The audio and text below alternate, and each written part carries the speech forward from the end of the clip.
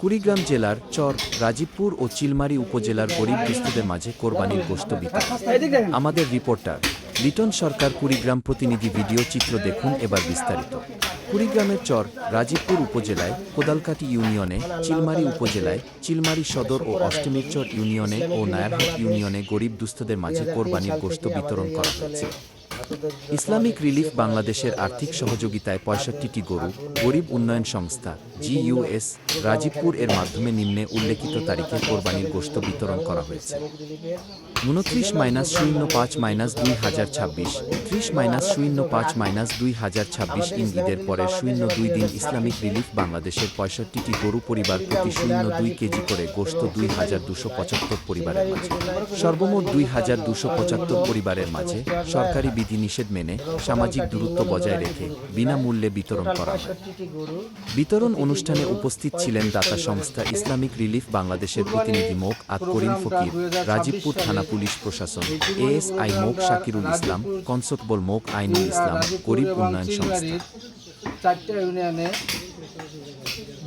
2275 জন পরিবার, 2275টা পরিবারের মধ্যে আমরা এই কুরবানির কার্যক্রমটা বাস্তবায়ন করতে যাচ্ছি। এই বাস্তবায়নে আমাদের সহযোগিতা করতেছে গরিব উন্নয়ন সংস্থা। প্রথম দিন আবার আরেক দিন দেওয়া হবে।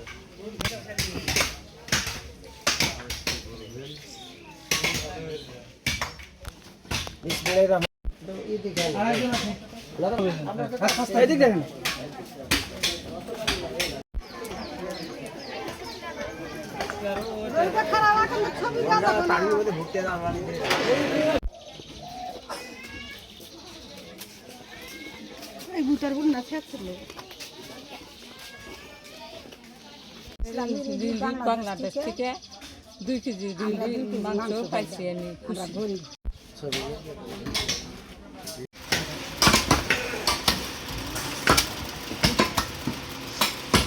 রিলিফ বাংলাদেশ গরিব উন্নয়ন থেকে আমরা 2 কেজি মাংস পাইছি, খুব খুশি হয়েছি। রিলিফ বাংলাদেশ তাতে আমরা খুশি। বাংলাদেশ থেকে আমরা 2 কেজি মাংস পাইছি। রিলিফ খুশি।